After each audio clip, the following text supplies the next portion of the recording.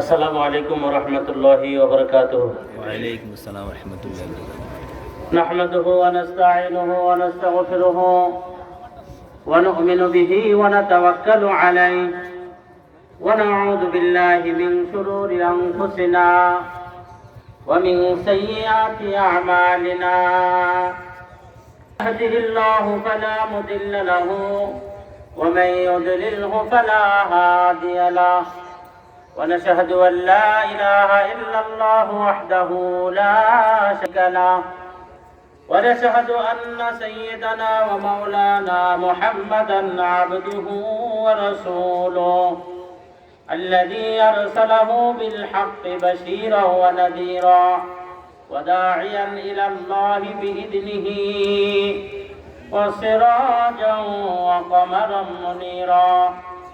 أما بعد، فأعوذ بالله من الشيطان الرجيم.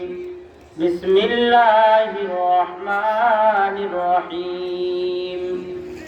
ألم يجدك يتيما فآوى ووجدك ضالا فهدى ووجدك عائلا فأغنى. آمنت بالله صدق الله مولانا العظيم. اللهم صل على محمد وعلى آله وأصحابه بعدد كل معلوم لك. اللهم صل على محمد وعلى آله وأصحابه بكل داء وشفاء. سبحانك لا علم لنا إلا ما علمتنا إنك أنت العليم الحكيم. سبحان الله وبحمده سبحان الله العظيم. لا إله إلا الله لا إله إلا الله لا إله إلا الله لا إله إلا الله لا إله إلا الله لا إله إلا الله محمد رسول الله আলাইহি ওয়াসাল্লাম। ঐতিহ্যবাহী রোগাবাদ ইসলামিয়া মাদ্রাসার দিনব্যাপী পঞ্চম বার্ষিক ওয়াজ মাহফিল। অধ্যক্ষার মাহফিলের বক্তব্য শ্রদ্ধা বা সভাপতি মাহফিল কর্তৃক দাওয়াতি হযরত উলামা ইকরাম, দিন দরদি মুরব্বী বাবারা, ছাত্র যুবক বন্ধুরা, পর্দায় বসা মা বোনেরা, আল্লাহ সুবহানাহু ওয়া তাআলার দরবারে লাখ কোটি শুকরিয়া। আল্লাহ তাআলা আমাদেরকে দিনের বেলায় এত মানুষের সমাগম, আল্লাহ তাআলা আমাদেরকে আসার এবং বসার তৌফিক নসিব করেছেন, এজন্য বলি আলহামদুলিল্লাহ। মাহফিলটা একেবারেই সাজানো পরিপাটি, একেবারে সুশৃঙ্খল ভাবে। হযরত জোহরের নামাজের পরে আলোচনা করার কথা ছিল, হযরত জোহরের নামাজের পরেই উঠে গিয়েছেন। আর আমাদের প্রধান মেহমান আসরের নামাজ আউয়াল ওয়াক্ত পড়ে যে টাইমে আমাদের ওক্ত আসবে 3:50 হয়তো ওক্ত আসবে, বা 55-তে আজান দিয়ে নামাজ পড়ি আমরা হুজুর স্টেজ দিয়ে দেব। আপনারা খুশি হবেন, হুজুর আমাদের মাঝে উপস্থিত হয়েছেন, এই জন্য বলেন আলহামদুলিল্লাহ। চলে আসছেন হুজুর, পেরেশানির কিছু নাই।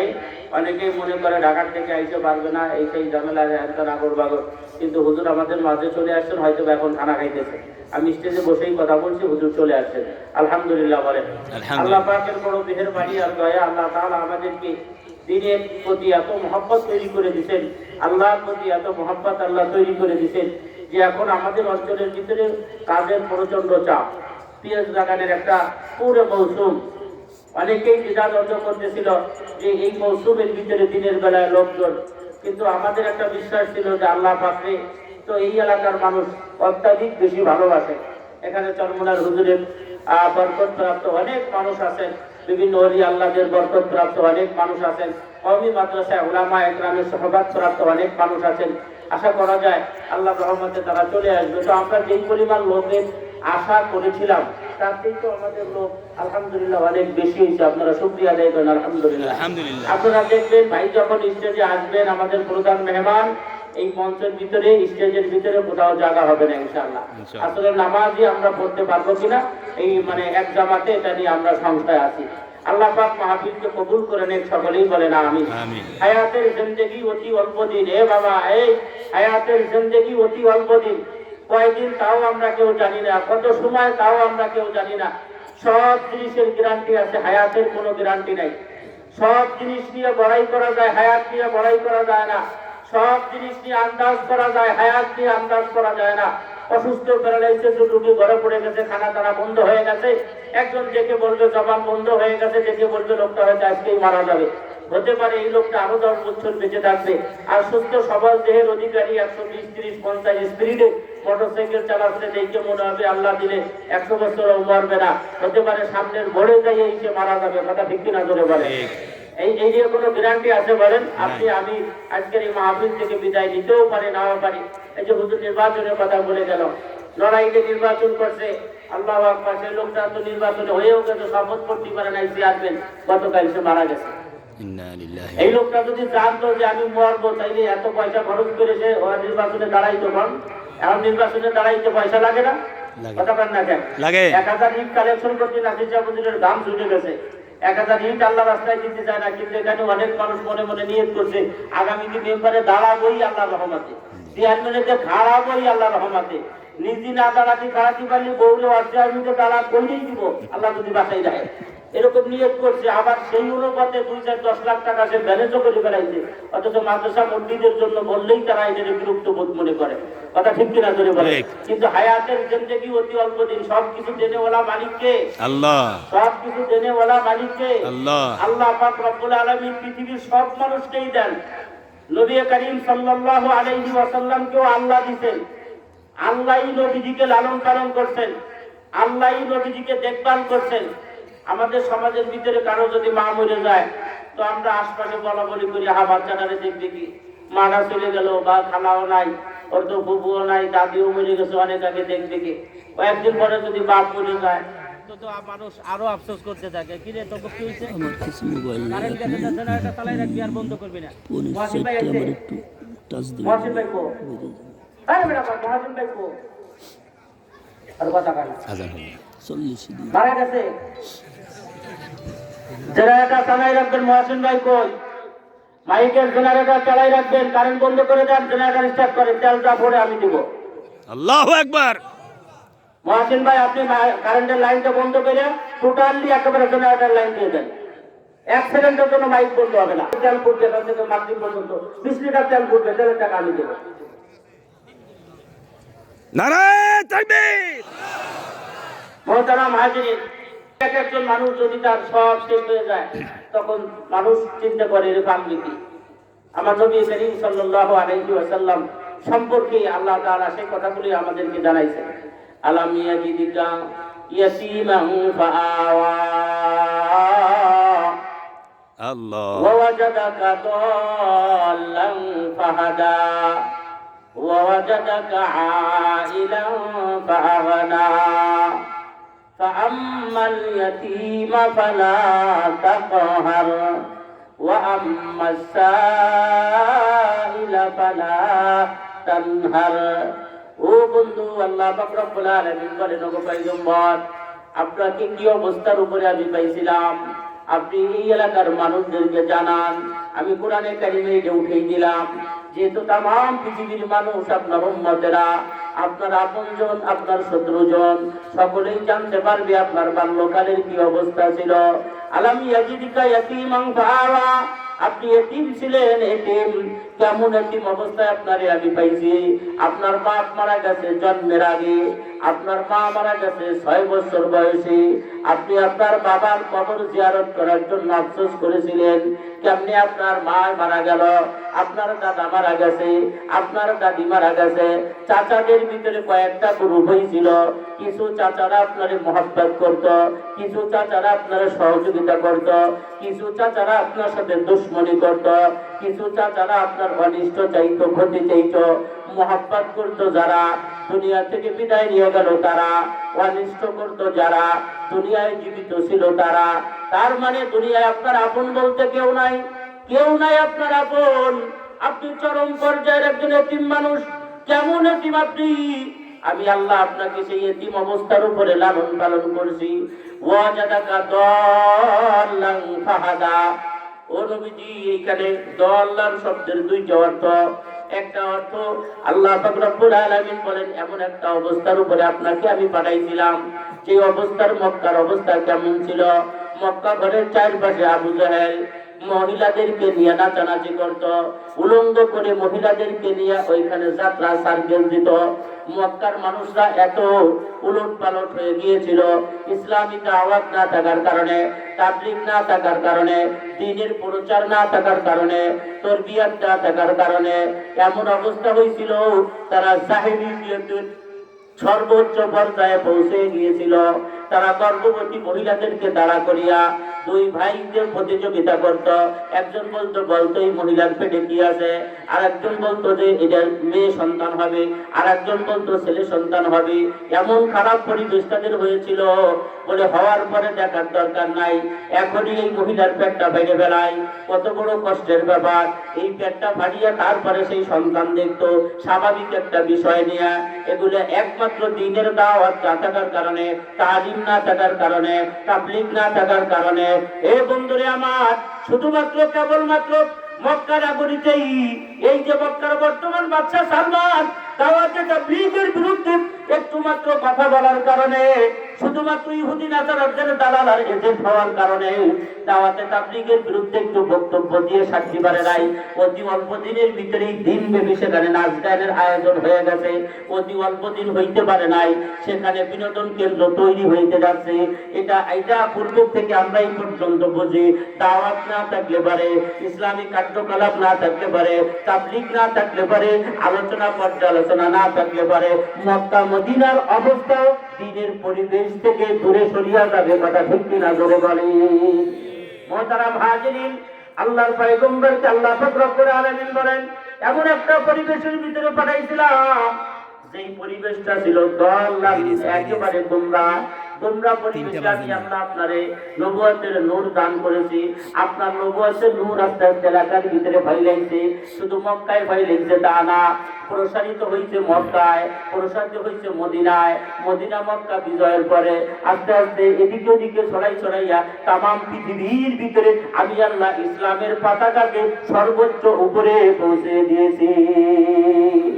অপর একটা ব্যাখ্যার ভিতরে লাগে ওয়াজাদাকা দাল্লান ফাহাদা।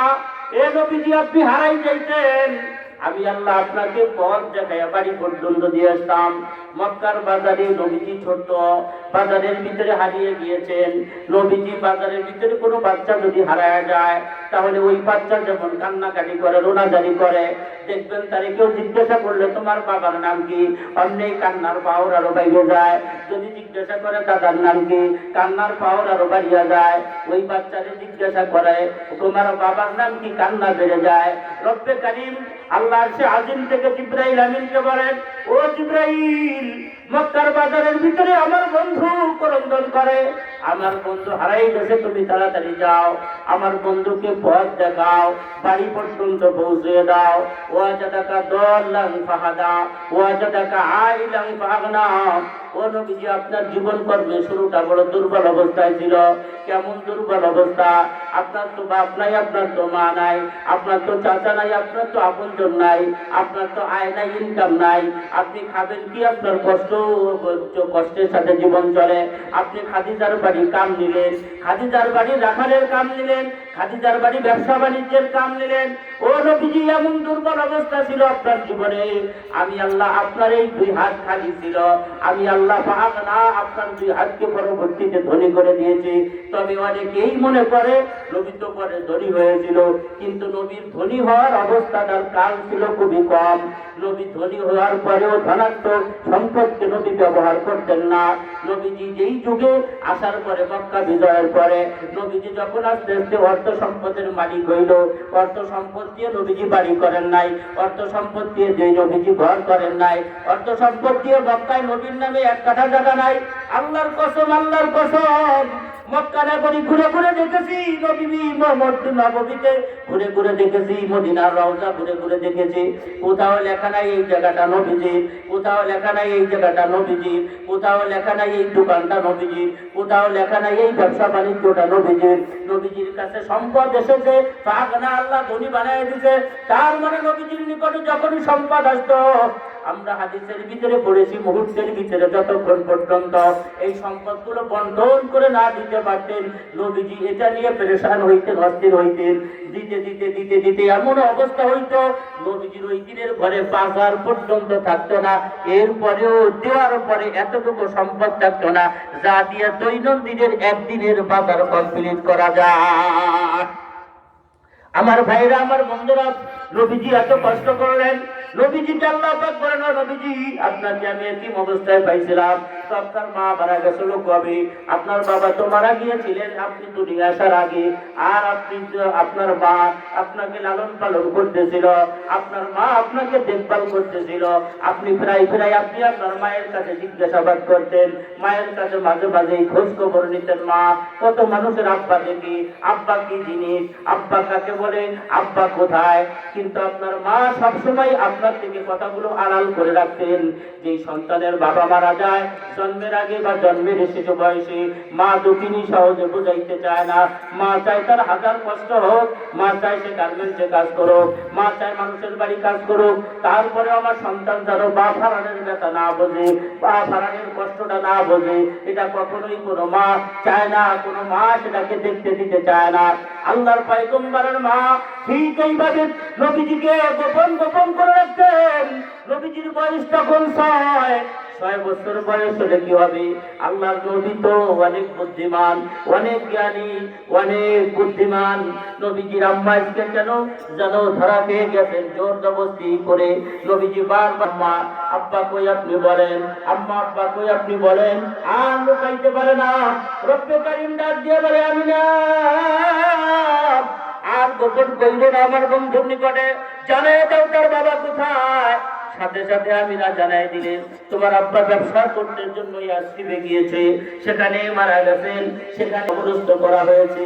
হায় হায়, নবীজি চোখের পানি ফেলায়, ডাক দিয়ে আম্মা আব্বারে দেখি নাই, চলেন না আব্বার কবর জিয়ারত করার জন্য চলে যাই, আব্বার কবর দেখতে যাই, আব্বার কবর জিয়ারত করতে যাই। আম্মা কিছুই করার নাই, দাসী আইমানকে সাথে নিয়ে আর এই শিশু সন্তানকে বুকে নিয়ে 3 জনকে নিয়ে রওনা দিলেন। 3 জন এক যাত্রী হয়ে রওনা দিলেন। এইখানে আমার বলার বিষয় হলো, হে এলাকার যুবকেরা, এলাকার যুবক ভাইয়েরা, আমার ফ্রেন্ডেরা, ও এলাকার মানুষেরা, আজকে একটু জিনিস খেয়াল করেন। নবীজি 6 বছর বয়সে বাবার কবর জিয়ারত করার জন্য দেওয়ানা, 6 বছর বয়সে বাবার কবর জিয়ারত করার জন্য আফসোস করে। আর আমার বাবা মারা গিয়েছে, আমি বুদ্ধিমান, আমার বয়স 30-40-50 বছর, আমি সব বুঝি, আমি দুনিয়ার সব কর্ম বুঝি, আমি আমার মার মহব্বত বুঝলাম না, আমি আমার বাবার মহব্বত বুঝলাম না, আমি আমার বাবার কবর জিয়ারত করতে চাই না। নবীজি 6 বছরে কবর জিয়ারতে রওনা দেয়, আমি তো 16 বছরেও কবর জিয়ারতে রওনা দেই না।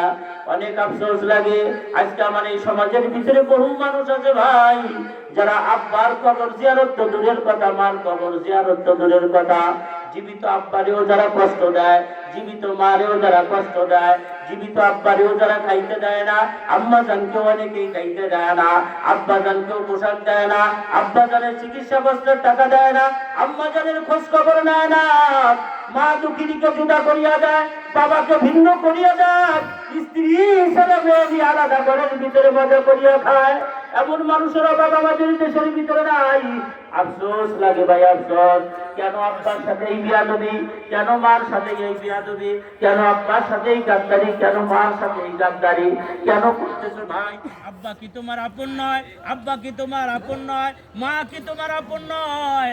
আব্বার চাইতে বড় আপন কি দুনিয়ায় তুমি পাইবা? মার চাইতে বড় আপন কি দুনিয়ায় তুমি পাইবা? এমন স্বার্থপর দুনিয়া, দুনিয়া কারে তুমি আপন মনে করো, কারে আপন মনে করো? আব্বার চাইতে বড় আপন কাউরে পাইবা না, মার চাইতে বড় আপন কারো পাইবা না। তোমরা তো বিশ্বাস করো না যদি বিশ্বাস না হয় মাঝে মাঝে আল্লাহ পাক রব্বুল আলামিন গজব দিয়েও মানুষকে শিক্ষা দেয়, কথা ঠিক কিনা জোরে বলেন। কারো বাড়ি পোড়াইয়া মানুষের শিক্ষা দেয়, কারো ঘর পোড়াইয়া মানুষের শিক্ষা দেয়, কারো জায়গা জমি নষ্ট করে মানুষকে শিক্ষা দেয়, নদী ভাঙ্গনে ঘর দরজা দিয়ে মানুষকে শিক্ষা দেয়, কারো ছেলে মেয়েকে শিক্ষা দেয়, কারো মেয়ে মেয়েকে সতর্ক করিয়া দেয়, সতর্ক অবস্থান অবলম্বন করে দেয়।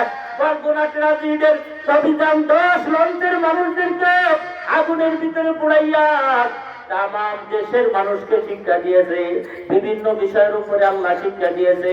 এই শুনিয়া নাও, ঢাকার থেকে ছেড়ে গেল লঞ্চ, জালকাঠি দিয়ে তিনটায় যাওয়ার পরে আগুন ধরে। আগুন ধরে, ও যুবক একটু কান খাড়া করে শোনো না ভাই, আগুন ধরে গেছে লঞ্চের ভিতরে। লঞ্চটা তো 4 তলা লঞ্চ, লোহা দিয়ে বেষ্টনী করা, লোহা দিয়ে বানানো, মাঝে মাঝে কাঠের কিছু ফার্নিচার করা, কাঠের কিছু নকশা ডিজাইন করা। আগুন লাগছে পুরো লঞ্চে, পানির ভিতরে আগুন লাগলে কি অবস্থা? পানি দিয়ে আগুন বন্ধ করা হয়, পানি দিয়ে আগুন নিবানো হয়, নিয়ন্ত্রণে আনা হয়। অথচ সেই আগুন আজকে পানির ভিতরে। মানুষগুলো রাত্রের অন্ধকার, দৌড়ানোর মতো কোনো পথ নাই, পালানোর মতো কোনো পথ নাই। কেমনে দৌড়াইবে, কেমনে পড়বে, কেমনে যাইবে, কোনো পদ্ধতি নাই। না জানি সেই দিন মানুষের কত কষ্ট হয়েছিল। গত 3 দিন আগে আমি ফেরিতে ঢাকায় যাচ্ছিলাম, বরিশালের এক জালকাঠির এক লোকের সাথে দেখা হলো, মাহমুদ ভাই নাম। কথা বললে তারে কাছে নিয়ে নিলাম, জড়াই ধরলাম, বললাম ভাই আপনি একটু আমার ওই জায়গার গল্পটা শোনান। কয় হুজুর আমি রাত 3টার সময় হঠাৎ করে চিল্লাচিল্লির আওয়াজে ঘুম ভেঙে গেল, খবর পাইলাম লঞ্চে আগুন লাগছে। দৌড়িয়া জালকাঠি পর্যন্ত, হাসপাতাল পর্যন্ত আসতে আমার 10-12 মিনিট সময় চলে গেল। আইসা দেখলাম হাসপাতালের ভিতরে বারান্দায়, হাসপাতালের সামনে কোনো জায়গা নাই, পুরো রাস্তা পর্যন্ত এখন ট্রাক ভরে ভরে মানুষ আইনে এনে সেখানে ফেলাইতেছে। আর মানুষের হাত নাই, পাও নাই, চোখ নাই, পুরো পুরো পুরো পুরো সব শেষ হয়ে গেছে। অনেকের চেহারাটা পর্যন্ত বোঝা যায় না। সর্বশেষ হলো, উনি বলতেছিল হুজুর বড় কষ্ট লাগছে, এক জায়গায় কোন মানুষের পাও পড়ে নাই, এমন কোন মানুষ নাই, পাও গুলো এমন ভাবে পড়ছে। উনি আমি নিজের হাতে খামচাইয়া খামচাইয়া গোস্ত গুলা, পোড়া গোস্ত সরাই দিয়ে দিয়ে তারপরে মলম লাগাই দিছি। অনেকের হাড্ডি পর্যন্ত পায়ের পুড়ে গেছে, কোনো মতে বাঁচা আছে ঠিক, কিন্তু পাও দোকানা পুড়ে গেছে। অমনি উনি কথা বলতেছিল ভিড়ির ভিতরে, আমি গাড়িতে বসা, উনি দাঁড়ায় বলে আমার চলে গেল মনটা ওইদিকে। আল্লাহ, কিয়ামতের দিন আজকে মাথার কত অর্ধাৎ উপরে সূর্য, কোটি কোটি কোটি কোটি দূরে সূর্য, সেই সূর্য যদি আধা গভীরে চলে আসে, ওই জমিনটা পুড়ে নাকি এরকম লোহার মতো লাল হয়ে যাবে। ওই জমিনের উপরে পাও মানুষ রাখতে পারবে না। কোরআনের ভিতরে পড়লাম, হাদিসের ভিতরে পড়লাম, উলামা একরাম বয়ানের ভিতরে করে, তাই শুনলাম।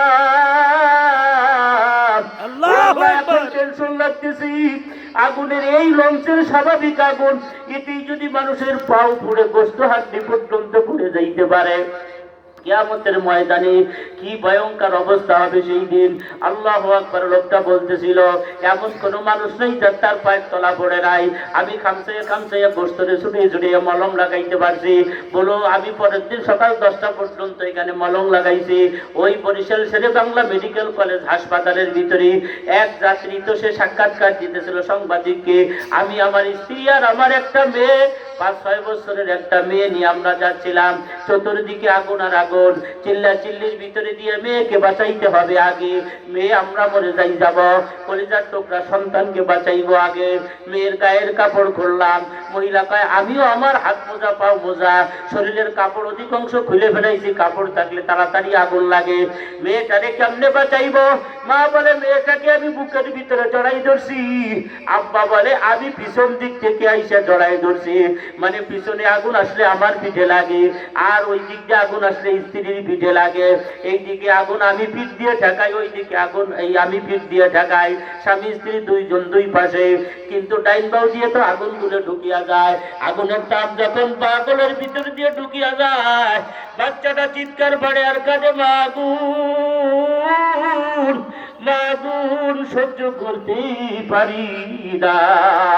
মা চোখের পানি ছাড়ে কয় স্বামী গো, আমার সন্তান আমার চোখের সামনে পুড়ে গেল, আমার পিঠ পুড়ে গেছে, আমার আপত্তি নাই, আমি মরে যাব, আমার আপত্তি নাই, তুমি আমার সন্তানকে নিয়ে পানির ভিতরে ঝাঁপ দাও, আর তুমি আমার সন্তানকে নিয়ে পানির ভিতরে ঝাঁপ দাও। স্বামী বলে গভীর নদীতে ঝাঁপ দিলে বাঁচবো না, বলে বাঁচবা না, মরবা তো এখানেও, কিন্তু আগুনে আমার সন্তান পুড়ে যাক এটা আমি সহ্য করতে পারি না। পানির ভিতরে পড়ে মারা গেলেও সন্তানের লাশটা তালাশ করে পাওয়া যাবে, কোনো জায়গায় এক জায়গায় চিহ্নিত করা যাবে। আল্লাহু আকবার, আল্লাহু আকবার। ভাই আজকে মারে কষ্ট দাও, বাবারে কষ্ট দাও, দেখো মা কাকে বলে আর বাবা কাকে বলে, এদের অনেক লম্বা দূরের কথা না, একেবারে এই মাসেরই কথা, কয়েকটা দিন হলো না আমাদেরকে শিক্ষা দিয়ে যায়।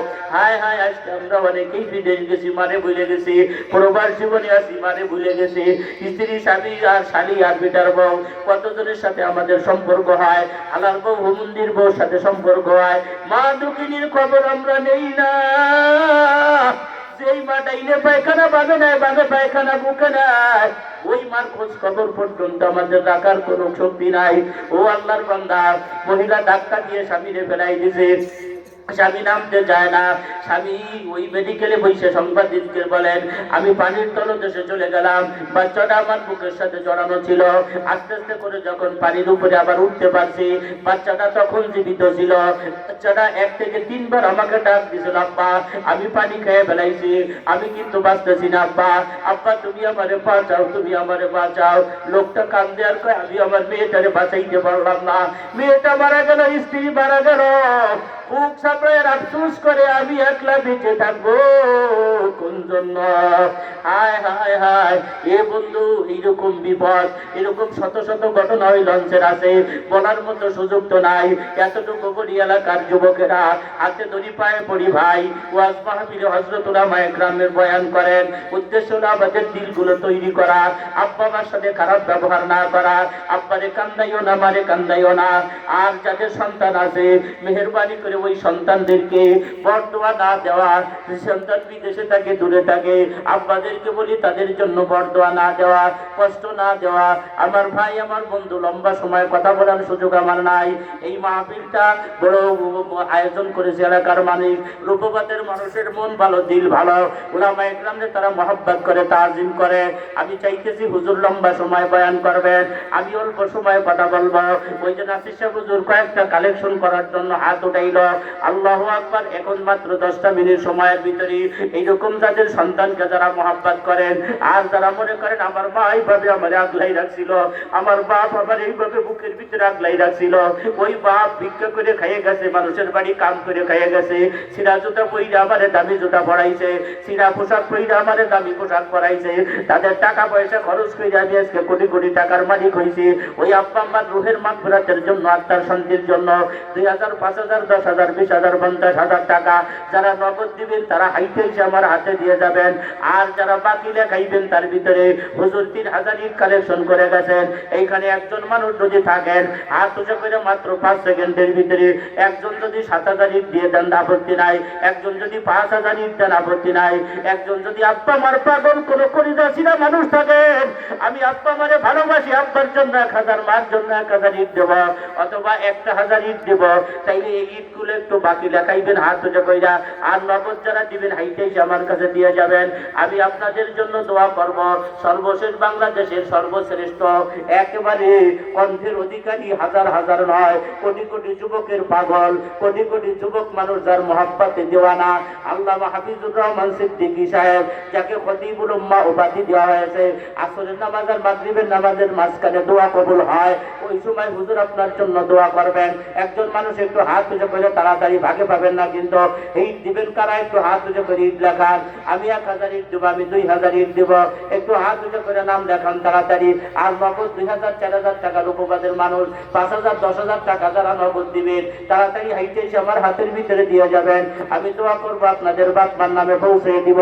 ইট লেখাইবে কিনা একটু হাত উঁচু করে নাম বলেন, আল্লাহ বরকত দিবে, তাড়াতাড়ি হাত উঁচু করেন। জলদি 1000 ইট দিবেন কিনা একটু হাত উঁচু করে নাম বলেন। এইখানে যান, টাকা ধরাই যান, ওইখানে আগায় যান, আগায় যান। এলাকার মানুষদের নাম ছেড়ে যেরকম মানুষ যায় ওইখানে।